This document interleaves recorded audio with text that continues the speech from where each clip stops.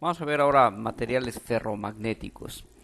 Ya vimos los materiales paramagnéticos donde los dipolos magnéticos atómicos estaban desordenados y en presencia de un campo magnético se alineaban.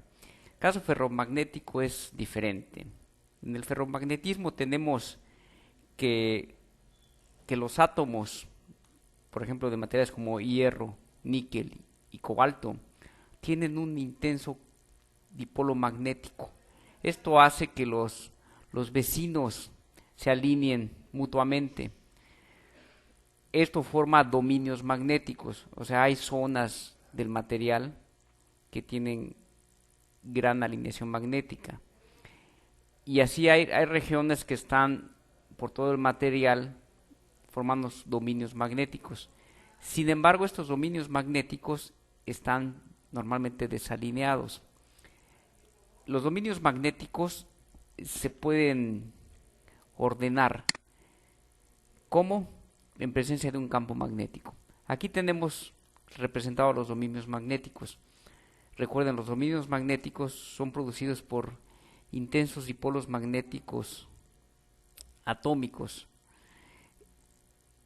moleculares. Entonces, estos dipolos magnéticos normalmente están alineados al azar, no producen ningún efecto neto. Sin embargo, si le aplicamos un campo magnético, sucede algo interesante. A favor del campo magnético, los dominios magnéticos se van a ampliar, es decir, va a haber más dipolos magnéticos por unidad de dominio magnético. Entonces se amplió el dominio magnético. Eso quiere decir que hay gran cantidades de magnetones de Bohr por átomo, son miles y miles de átomos, entonces tenemos miles de veces el magnetón de Bohr. Los dominios magnéticos que van en contra del campo se reducen de tamaño. Si se incrementa aún más el campo magnético, la deformación de los dominios magnéticos es aún más amplia. Los que van en contra se reducen notablemente y los que van a favor se amplían grandemente.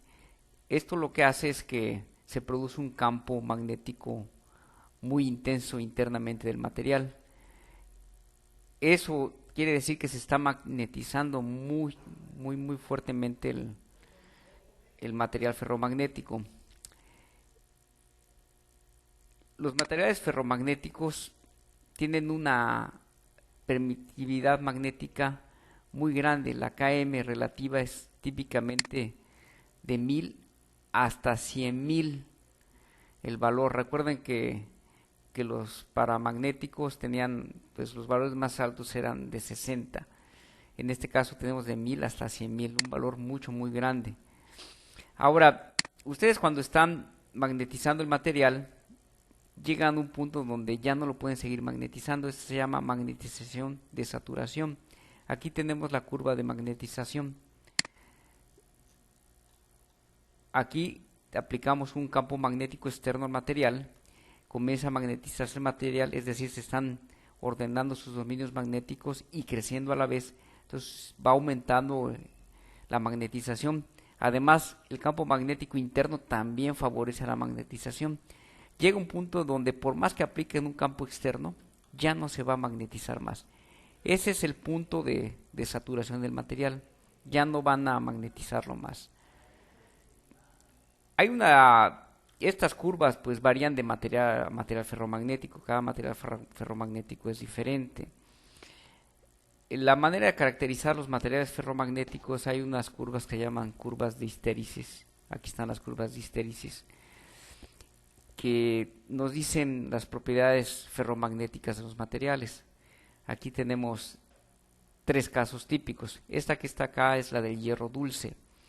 En el hierro dulce tenemos que vamos a partir de acá. Tenemos un campo magnético negativo. Entonces se hace menos negativo.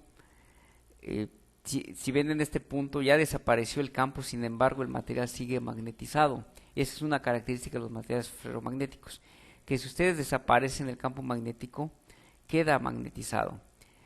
¿Cómo quitamos la magnetización? Tenemos que aumentar el campo magnético un poco más y para lograr desaparecer la magnetización. Después podemos seguir otra vez aumentando el campo magnético y llegamos al punto de saturación. reducimos el campo magnético y comienza a reducirse la magnetización. Sin embargo, cuando otra vez tenemos aquí campo magnético cero, sigue magnetizado. Tenemos que aplicar un campo magnético invertido para que llegara a cero nuevamente la magnetización, y seguimos creciendo hasta llegamos al punto de saturación. Aquí tenemos dos puntos de saturación. ¿Cómo se llegaron a ellos? Primero aumentando el campo magnético. Después, ¿cómo regresamos al otro punto? Invirtiendo el campo magnético, reduciéndolo primero y luego aumentándolo. Y llegamos otra vez al punto de saturación. Es notable que la magnetización es diferente a la desmagnetización. Noten la curva de magnetización como es exponencial. Sin embargo, cuando ustedes están reduciendo el campo magnético, no siguen la misma curva. Es más difícil. Es decir, recuerdan, hay una magnetización residual en los materiales ferromagnéticos. Ahora, esta curva de histéresis tiene una pérdida de energía. Entre más ancha es la curva de histéresis, la energía perdida es mayor. Entonces, en la industria eléctrica se usa hierro dulce, que es normalmente es su curva de histéresis para el hierro dulce. Noten que es fácil el hierro dulce desmagnetizarlo comparado con otros materiales. Entonces esto sirve para transformadores, motores y generadores. Esa es una gran virtud del hierro dulce. Normalmente en los núcleos de los transformadores existe el hierro dulce. Tienen una gran magnetización y rápidamente llegan a la desmagnetización. Solo hay una pequeña magnetización residual. Acá estos otros materiales intermedios, estos materiales se usan, por ejemplo, para memorias magnéticas. O sea, se magnetizan fácil, pero también se desmagnetizan. Esta es buena para este tipo de aplicaciones. Este tipo de curvas de histéresis se usan para imanes permanentes. Normalmente aleaciones de acero son las mejores para producir imanes permanentes. O sea, ¿cuál es el sentido de esto? Que se magnetizan, pero la desmagnetización no ocurre. Incluso si quitan el campo magnético, vean aquí ya el campo magnético en este punto es cero, y sin embargo persiste la magnetización. ¿Eso qué quiere decir? Que queda magnetizado permanentemente el material.